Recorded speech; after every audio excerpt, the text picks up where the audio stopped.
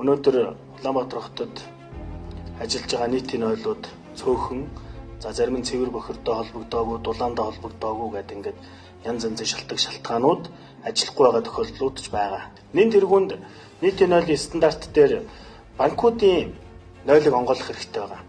Банкуд үйлчлүүлж байгаа ахмад хүмүүс бусад банкны үйлчлэгээ авах гэж байгаа хүмүүс нойлд нь орж чаддгүй.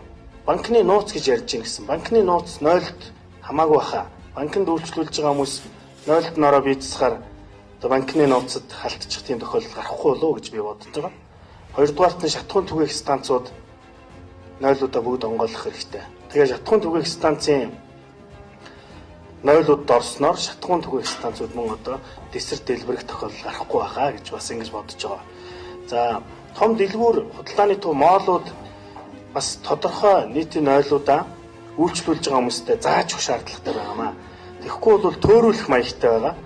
За дэлгүүрт үйлчлүүлж байгаа хүмүүс 5 дахьтаа яваад нэг нойл орох шаардлага гарна. За тэгэнгүүт нойлоо зааж өгөхгүй.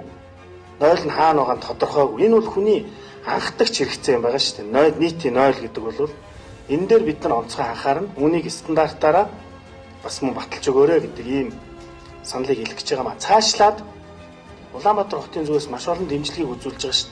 Цаг наргүй зарим газрууд өөрийн 5 хүртэл үйлчлэгээгээ үзүүлж ажиллаж байна. Орон сууцнд үйл ажиллагаа явуулж байгаа зоогийн гарагцар, ресторан, паб, бар, лаунжууд 12 цаг хүртэл үйлчлэгээгээ явуулж байгаа. Эдгээр байгууллагууд нойлоо сонгоолох шаардлагатай.